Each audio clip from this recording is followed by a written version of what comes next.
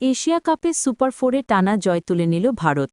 পাকিস্তানের রেকর্ড রানও শেষ পর্যন্ত যথেষ্ট হল না, ধসে পড়ল অগাদের দল। করমর্দন বিতর্কের রেশ কাটিয়ে দ্বিতীয়বার পাকিস্তানের মুখোমুখি হয় ভারত, আর সেই লড়াইয়ে ৬ উইকেটের দারুণ জয় টুর্নামেন্টে দুর্দান্ত সূচনা করল সূর্যকুমার যাদবের নেতৃত্বাধীন ভারত। প্রথমে টস হেরে ব্যাট করতে নামে পাকিস্তান।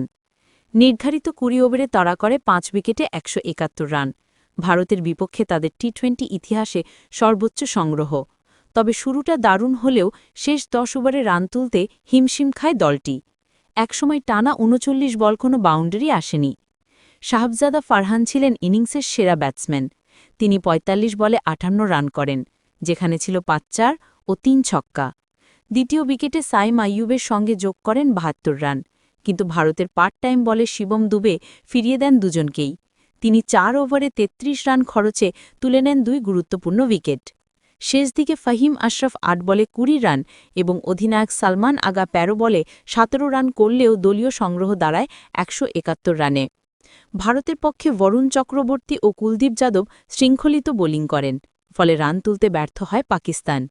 ১৭২ রানের লক্ষ্য তাড়া করতে নেমে ভারত নিয়ন্ত্রিত ব্যাটিং করে জয় নিশ্চিত করে ৭ বল হাতে রেখেই। তবে ম্যাচটা একেবারেই সহজ ছিল না। পাকিস্তান লড়াই করেছে, একাধিকবার ভারতকে চাপে ফেলার চেষ্টা করেছে, কিন্তু শেষ পর্যন্ত ব্যাট হাতে নিয়ন্ত্রিত ইনিংস করে ভারতের জয় নিশ্চিত হয়।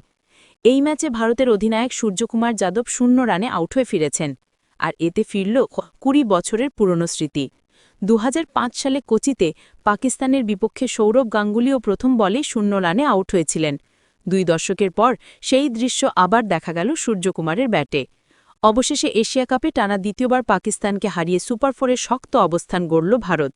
এশিয়া কাপে পাকিস্তানকে হারিয়ে ভারতের এই জয় নিঃসন্দেহে নতুন মাত্রা যোগ করেছে টুর্নামেন্টে।